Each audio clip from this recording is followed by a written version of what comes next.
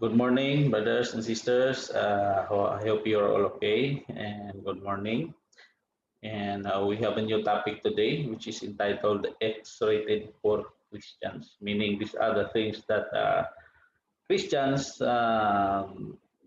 need not to do, or it's illegal or not allowed for us Christians to do. So there are so many things there, but we will cite some few topics here. I know we cannot discuss this one in one meeting only. So this would be the part one of that topic, which is X-rated for Christians, meaning these are the not allowed things to be done by a Christian. Okay, so let's have a short prayer. Our Father in heaven, thank you, Lord, for this day that you have given us time to study your words, Lord. What we have to pray today, Lord, is to open our hearts and our mind so that we'll be able to absorb all the things that we are learning on this Bible school, Lord. This we ask in His name. Amen. Okay. So, what is this thing that I am talking about? Things that are not allowed for us Christians to do in this world. So, as Christians, especially Baptists, so there are some things a Christians ought not to do.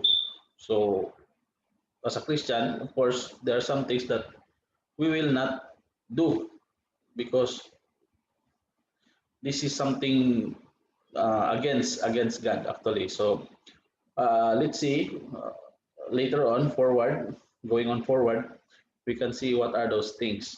Okay, so I will cite some examples. So as this world staggers to return to the world, to the Lord, actually, we are all struggling returning to Jesus Christ, no?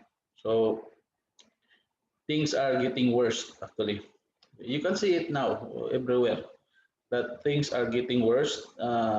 It's not getting better. You see the world, how the world is um, performing nowadays. So instead of going towards or return to Jesus Christ, uh, people don't care about this one. And it becomes very, um, it's like a cancer, slowly killing us actually. So, if you remember, we have discussed about some things about um, how this world is gonna be. And also in Timothy, Second Timothy 3:1, it says that these the last days. Last days will be characterized by perilous times. Perilous times. What are these perilous times? In Second Timothy, this talking. The Bible is talking about.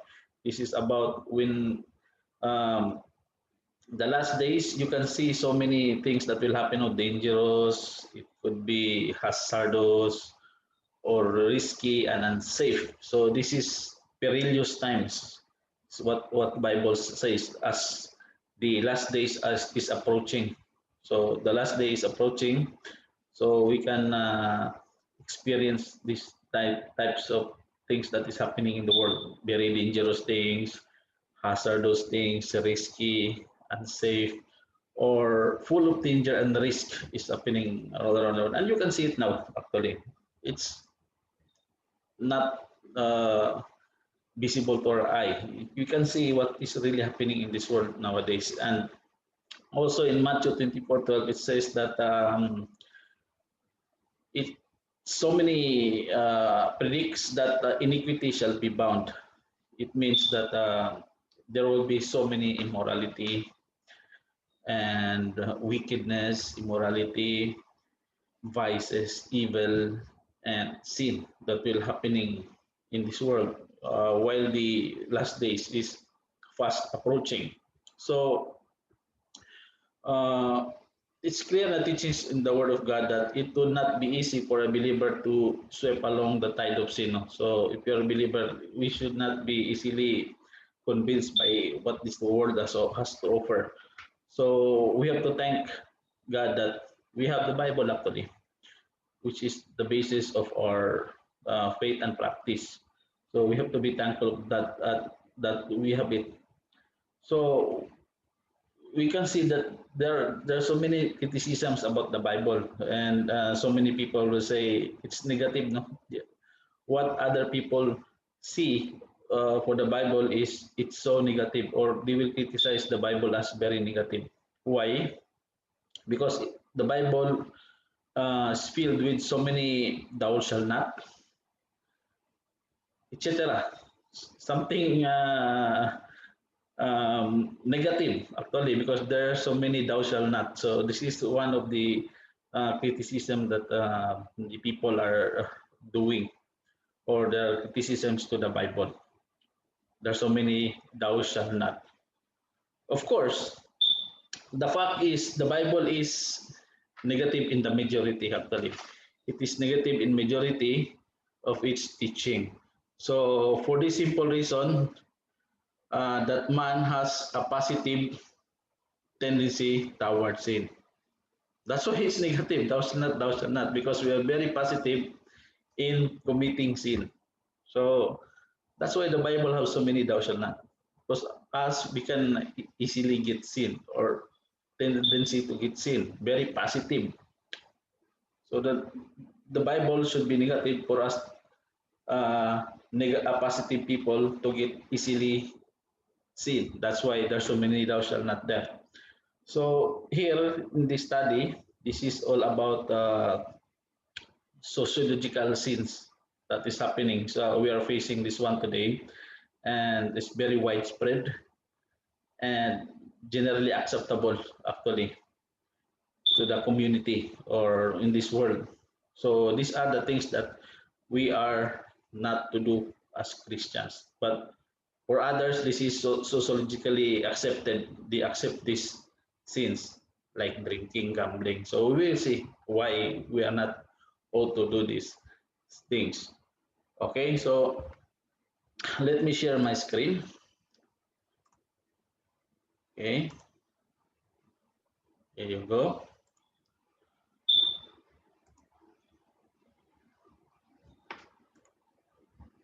This one, man. All right. So this is the title of the topic. So we have two sections, which is the review lessons. That these are the lessons that we have reviewed previously. The second one is, this is the first one that Christians are not allowed, or as Baptists, why Baptists don't drink alcohol. Okay. So these are the two topics, because there are still more topics on this, but this is the part one. Okay. So review lesson. So we need to review. We have discussed this one in a previous, or you can see it on other videos that I have made. It's about the separation. So you need to understand this one, that there are two aspects of separation, which is the positional. So in Christ, this is not I Christ. Sorry, it's in Christ I have been set apart unto God. Okay, in Christ I have been set apart unto God. So in Hebrews we can see this one.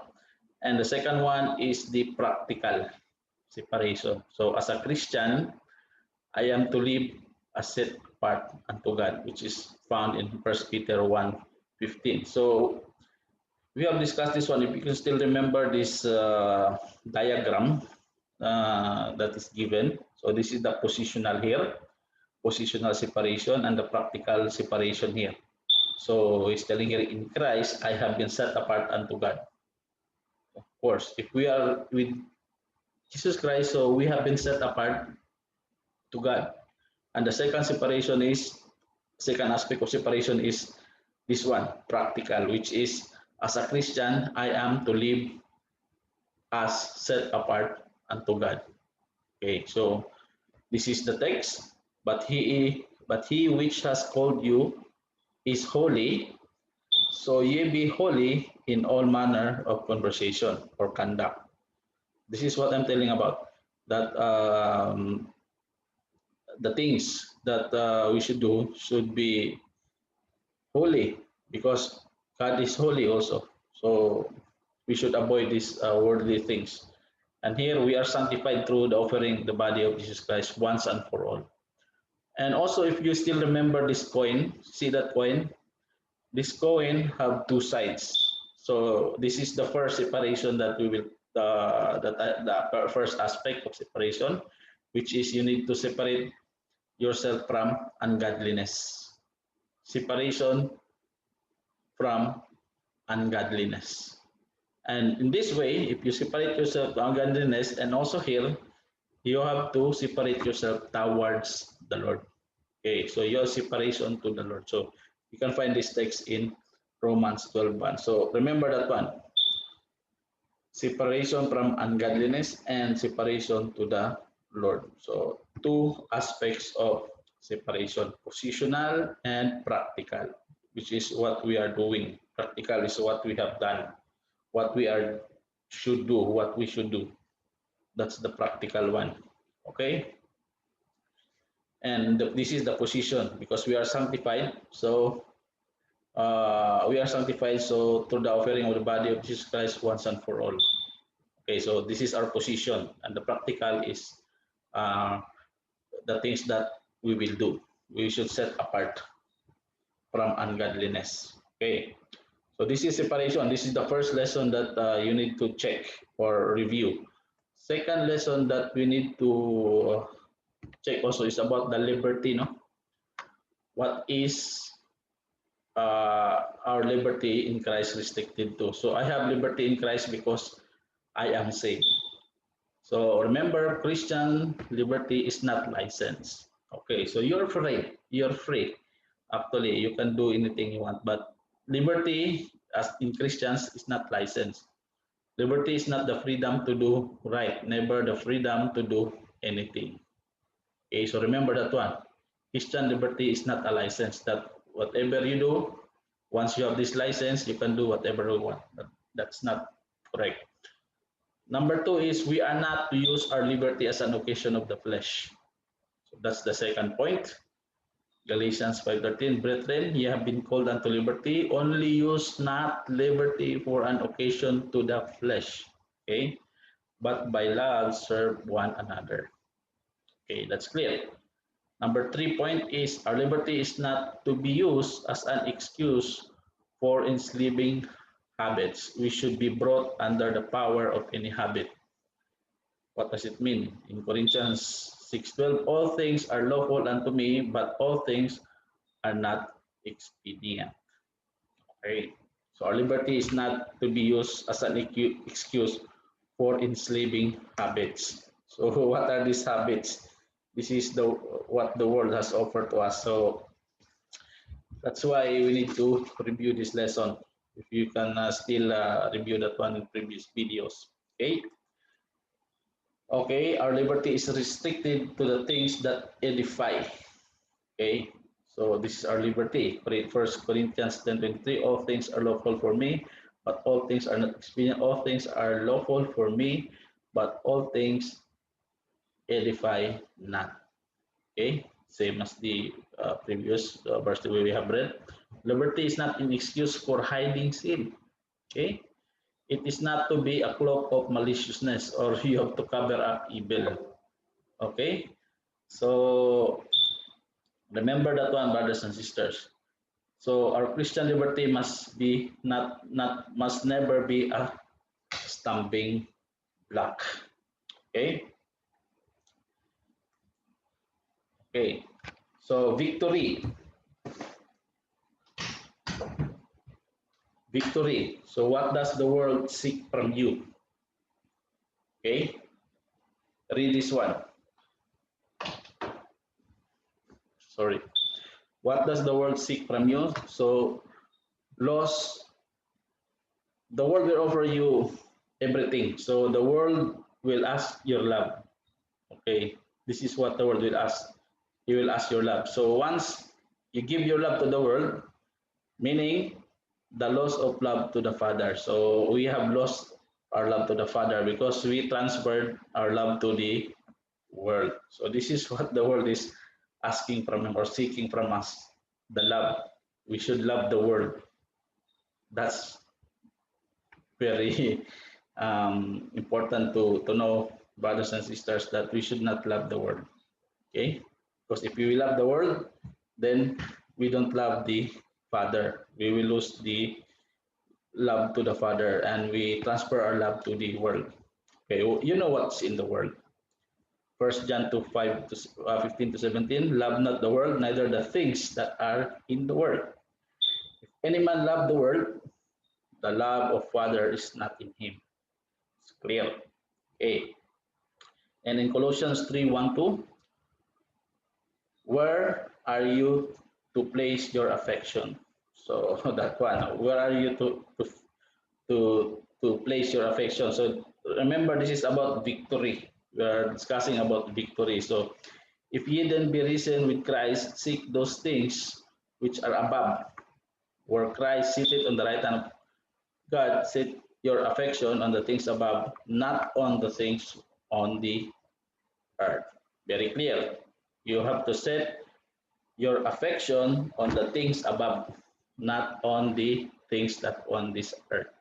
So that's clear. That's all about victory and separation. Okay, this is the first one. What is not allowed for us Christians or as especially Baptists is the question why Baptists don't drink alcohol.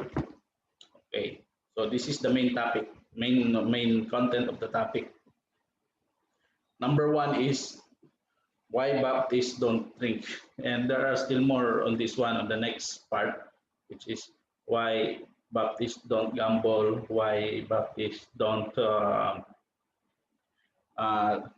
dance or listen to rock music, something like that. We will discuss this one in the part two. But first, we'll discuss this one first because this is very rampant, or we can see this one everywhere. So this is the big problem that we are facing nowadays. And this is always misunderstood because this is socially accepted by the people. As if this socially accepted, meaning this is not a sin. This is okay. It's okay to be drinking alcohol actually. But let's see what the Bible says about drinking of alcohol. Okay.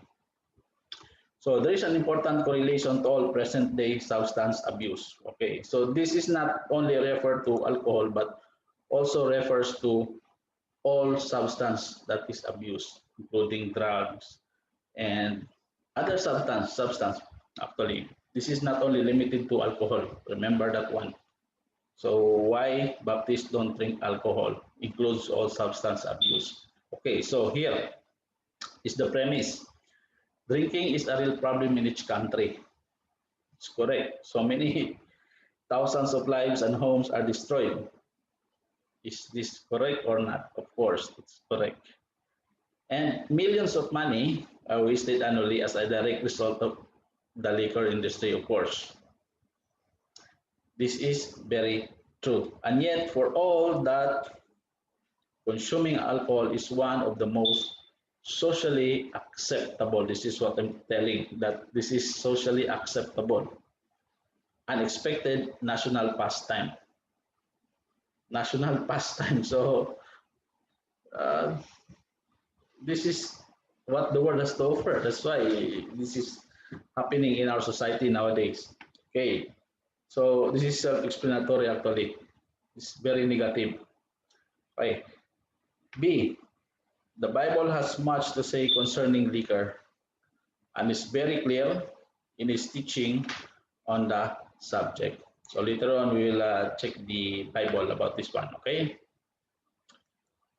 See, before studying scripture, okay, before we study, we go to the scripture, it is vital to keep in mind the word wine, okay? So remember, the word wine in the Bible is a generic word. Okay, generic meaning you can use it to describe something. You can describe wine juice as wine, and you can describe also a fermented wine as wine. So meaning generic, it's general, general. Okay. The word wine in the Bible is generic word, which is applied to all products derived from grapes, both natural grape juice and a man-made alcoholic wine. Okay, so this is what I'm telling.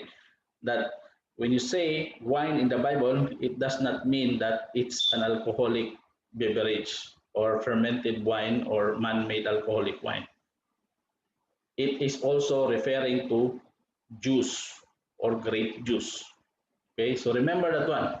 That in the Bible, when you see wine in the Bible, don't conclude that that's already an alcoholic drink.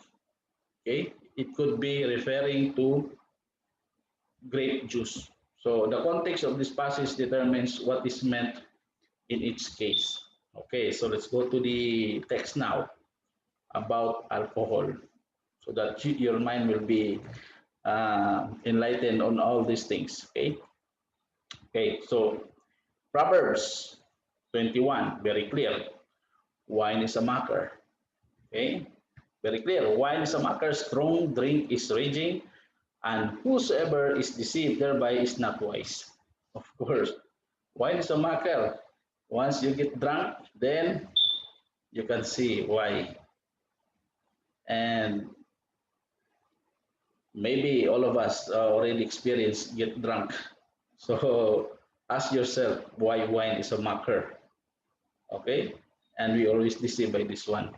Okay, that's number one. Wine is a mocker. Number two, drunkenness brings poverty. Of course, so many families uh, in poverty because of too much drinking. You can see families there, even instead of buying food, they will buy alcohol.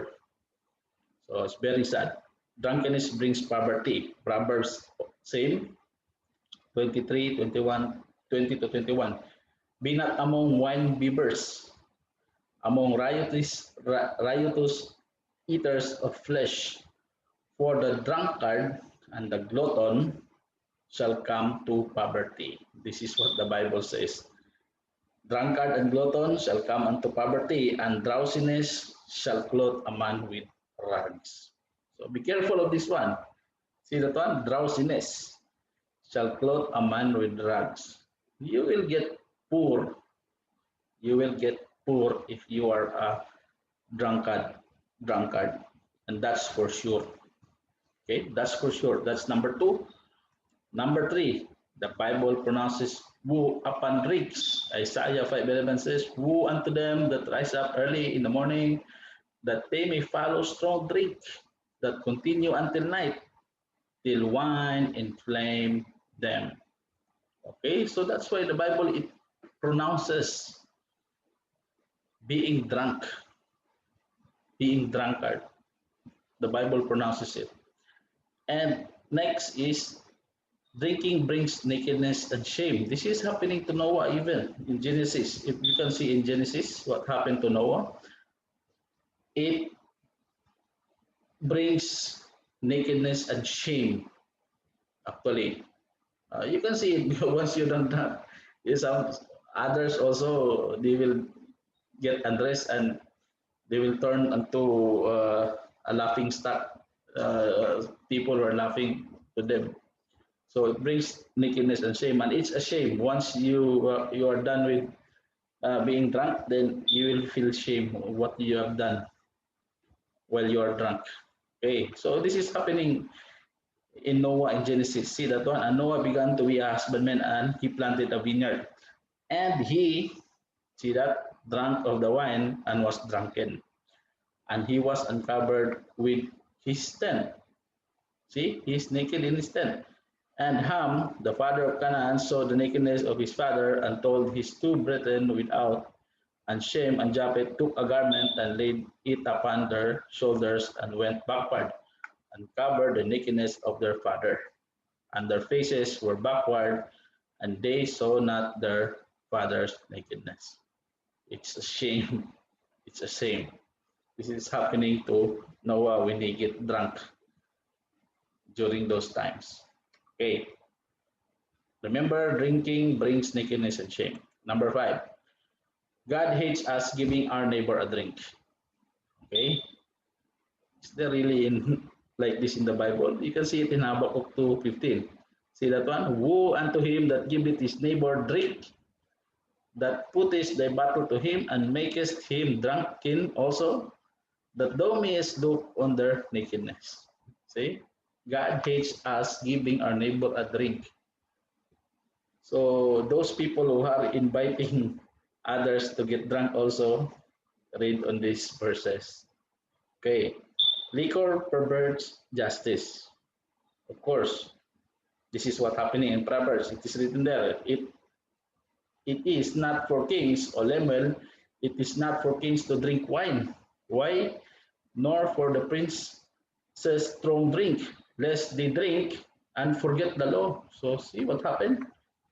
They drink, they got drunk, and they forgot the law and pervert the judgment of any of the afflicted. That's why it perverts justice. Liquor perverts justice. Because once you drink, you will forget the law and you will pervert the judgment of any of the afflicted. Very dangerous. So I hope these verses will clear your minds out. 7. Drink is a sure path to hell. This is more dangerous. Isaiah 5:12 and 14. And the harp and the viol and the tabret and pipe and wine, see that, are in the feast, but they regard not the work of the Lord. So if you regard not the Lord of the Lord, neither consider the operation of his hands. So what is happening? Because of this harp, pipe, and they are feasting, they forget about the Lord. And what happened? Therefore, hell hath enlarged herself and opened her mouth without measure, and their glory, and their multitude, and their pomp, and he that rejoiceth shall descend into it. Remember, the word here is descend. It's going down, not going up. So this is going to hell. So drink is a sure path to hell. So you have to be very careful on that. So think about these verses here. Okay. Drink causes us to err, of course. It's very true. Of course, we will make error or we will do something bad when we are drunk. Okay, Isaiah 28. But they also have erred through wine. So that one, see that one? Erred through wine. So of course, everybody does. And through strong drink are out of the way. The priest and the prophet have erred through strong drink. And they swallowed up of wine. They are out of the way through strong drink. They err in vision, they stumble in judgment. Of course, self-explanatory. If you drink, you will err. Okay, you will commit mistake. And 9, Jesus refused a stupefying drink while on the cross. See that one? Even Jesus Christ, when he was on the cross, he refused a strong drink or wine. This is, you can find it in Mark. And they gave him to drink wine mingled with myrrh, but he received it not. See that one? Even Jesus did not drink wine. Why? It's very obvious. No, wine is not pure, and he is God. Even Jesus, but they're telling Jesus Christ always drink wine, always drink wine. But they don't really understand what's in the Bible. That's the thing. Yeah. Okay, so let's go to the temptation of a Christian to drink socially. Okay, this is what happened. This is the temptation that is happening. Every drunkard began with just one drink, of course. We all started with one drink. Only, let's taste this one, taste this one. But first man takes the drink, okay, then the drink takes the man, of course. Once you started it and you feel like, oh, it's good, let me take another one. And what will happen? It's the drink who will take you. The drink will control you, not you're controlling the drink. So this is what happened. That's why liquor is deceiving. That's what it says in the Proverbs, that wine is a mocker, strong drink is raging, and whosoever is deceived thereby is not wise. Very deceiving. So this is for us Christians to be very careful of. Okay, we're almost there. The last few points. E, keep in mind that alcoholic beverages are man-made product. Okay. The process of fermentation requires special conditions and human intervention. Many argue for drink by citing the first miracle of Jesus where he turned water into wine. Okay, it's in the Bible that he turned water into wine. But remember that time, that is a festive or religious in nature and not festive. It is religious in nature because it's wedding. So meaning it's religious nature, not festive. So though God's never contradict his word. So the wine was grape juice, actually, what he's telling them. But the Bible, as what I've said, as what we have read, I have told you in the first one that wine is generic. It could be used as grape juice or it could be used as alcoholic fermented wine. So you have to understand that concept, okay? That wine in the Bible is a generic name. And I just want to add one more, that you know, wine is, that's why when we are having um, every, we have this breaking of the bread, no, and drinking of the wine, drinking of the uh, juice. We are not using wine actually, because why? Wine is not pure actually. It's not pure. It's fermented. And when we say God, God is pure. It should be pure. That's why we use only extract of the grapes. We don't ferment it because it should be pure, as well as the bread, right? We don't put any yeast on it to make it unpure, because being unpure is a sign of sin. It's a sin actually. That's why. So it's very clear in the Bible, brothers and sisters, that wine is a mocker and it's a deceiver. That's why when you drink wine, or better not, you should think about these things.